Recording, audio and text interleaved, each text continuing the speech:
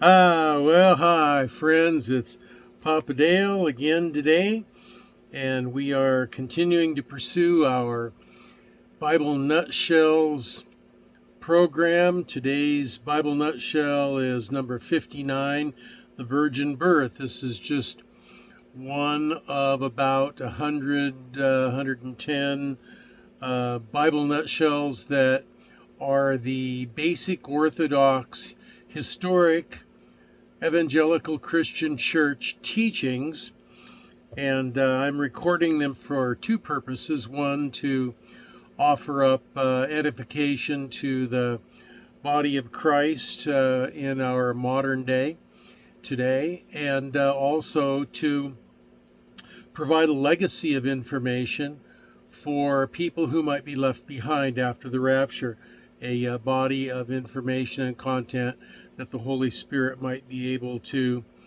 direct people to. So who am I? I'm Papa Dale, and I am a retired pastor, teacher, theologian, evangelist, chaplain, businessman. I've done a lot of things in my 50 plus years of service to Christ. And so if you want to know any more about me than that, you can look up my video intro to, or Papa Dale intro, video number 0 on any of the playlists on my YouTube channel that are about the Bible. So let's put on our glasses so we can see our notes. And we're going to proceed with Bible Nutshell number 15. 15. I'm way past number 15. This is Bible Nutshell number 59. The Virgin Birth. The more accurate nomenclature for this event might actually be the Virgin Conception of Christ, although presumably Mary remained a virgin through his birth as well. According to the Gospels of Matthew and Luke in the New Testament, Mary was a first-century Jewish young woman of Nazareth, the wife of Joseph. She was born about 18 BC and gave birth to Jesus about 4 BC, a very normal age for such a thing in her culture. She was about 13 or 14 years old, something like that. Matthew was one of the 12 disciples who traveled with Jesus for 3 years. They were often accompanied by a larger band of hangers-on, including not a few believing women. Also, after the resurrection, the disciples stayed together for months in Jerusalem, and among these disciples, both before and after the resurrection, was Mary, the mother of Jesus. Matthew and the others had plenty of opportunity to hear directly from Mary about the details of the visit from Gabriel and all of the rest.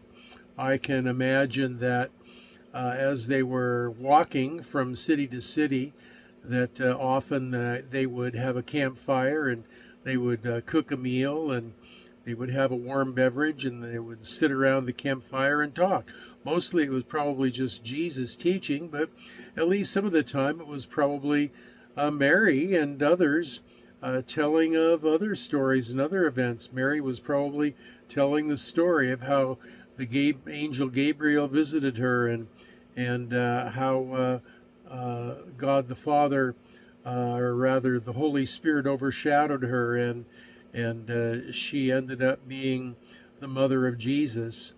So, moving on here, traditional but non-canonical sources report that Mary's mother was Saint Anne, Hebrew Hannah, who was born in Bethlehem in Judea. She married an older man, Joachim, and they shared a devout but childless life in Nazareth until in their advanced years she gave birth to Mary. The New Testament describes Mary as a virgin. She was visited by the angel Gabriel, who announced that she had been chosen by Yahweh to be the woman to give birth to the Messiah. Knowing she was a virgin, she was confused by this announcement, and she said in her own words, quote, "I know not a man," end quote, Luke 1:34. This was highly awkward for Mary. Not only was she an unwed mother, not only was unwed motherhood a great stigma, but she was in the midst of the Jewish two-step process that would normally end in marriage to Joseph, who was a tradesman also from Nazareth. What thoughts must have gone through her mind? What would she tell Joseph? What would she tell her mother? But she submitted to the Lord, saying to Gabriel, quote, "Behold, the handmaiden of the Lord, be it unto me according to thy word," end quote. And the angel departed from her. Luke 1:38. I can just imagine. My imagination goes wild. Sorry. I can just imagine Mary going into her mother and saying, "Hey, Mom, guess what? I'm pregnant, but the Lord did it." My word. I have no idea what their household was like, but it must have been really, really awkward for a while. This entire virgin birth narrative is either true or it's a lie. And if it's a lie, then Mary would have been a harlot and not the woman portrayed in the Bible. That's inconceivable. In that ancient time, it certainly would have been received as highly fantastic and hard to believe. Joseph, her betrothed husband-to-be, could have had her stoned as an adulteress. But the angel of the Lord, likely Gabriel again, met with him and explained how God was honoring both of them with this great gift of parenting the Savior of the world. So, Joseph honored his marriage promise and became stepfather to Jesus. It was the integrity of Joseph that gave believability to the event and the graciousness of Yahweh in providing an angelic witness to him that sealed the truthfulness of the story, although it became a point of ridicule by Jesus' enemies as his ministry developed.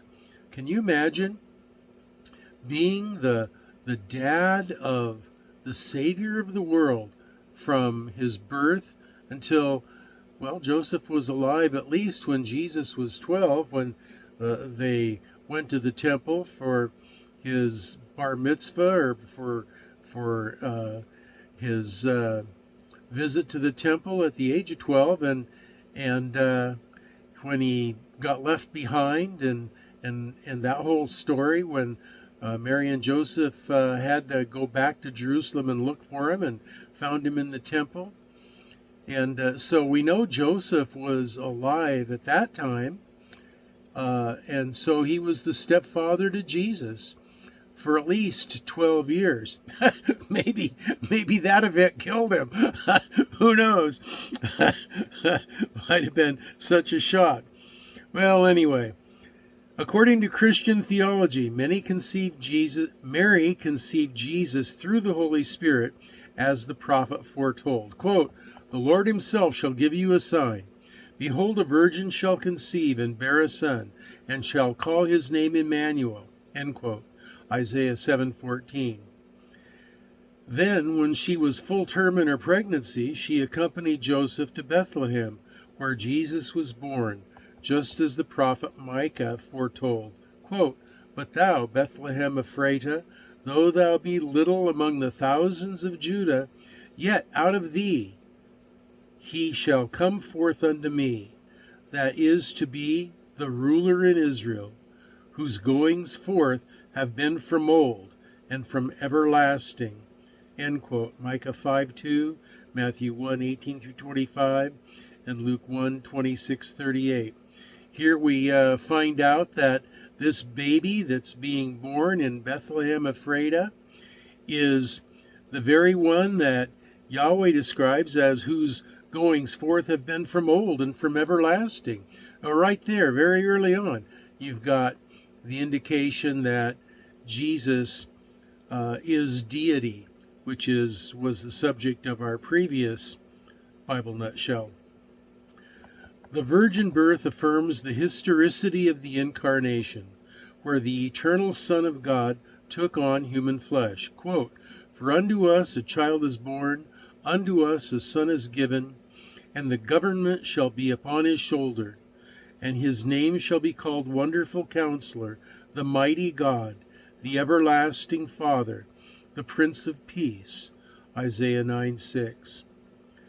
The virgin birth is doubly significant in that it serves as a reminder of Old Testament prophecies, while also affirming both the deity and humanity of Christ. Furthermore, it breaks the ancestral chain back to the fatherhood of Adam, in that Jesus' father was God, and he was the beginning of a sinless new creation.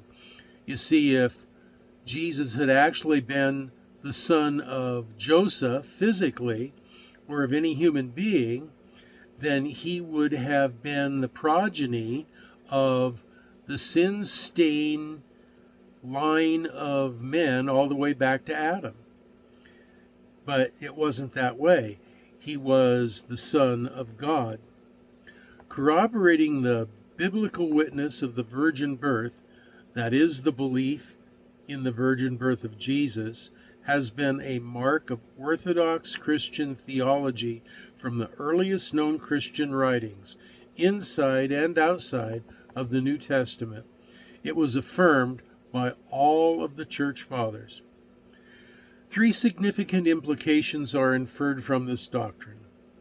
First, the virgin birth shows us that our Redeemer is fully, truly a man, yet without sin. Quote, "Which of you convinceth me of sin?" Jesus asked. End quote. John 8:46. Second, the virgin birth also assumes the pre-existent divine sonship of Jesus. Quote, "And no man hath ascended up to heaven, but he that came down from heaven, even the Son of Man which is in heaven." Quote, end quote, John 3:13. The virgin birth is fitting for one who is already Son of God before the incarnation. Third, the virgin birth shows us God's initiative in salvation. God reaching out to man. Salvation is an unearned gift of God. Ephesians 2:8 and 9. You see, Jesus was the second person of the Trinity. He was divine. He was God. He was a part of Yahweh. 3 personalities in one God. And he existed eternally, but he came to earth and took on the human body, human flesh, of the person of the Son of Mary, and became Jesus Christ, the incarnate God, both God and man.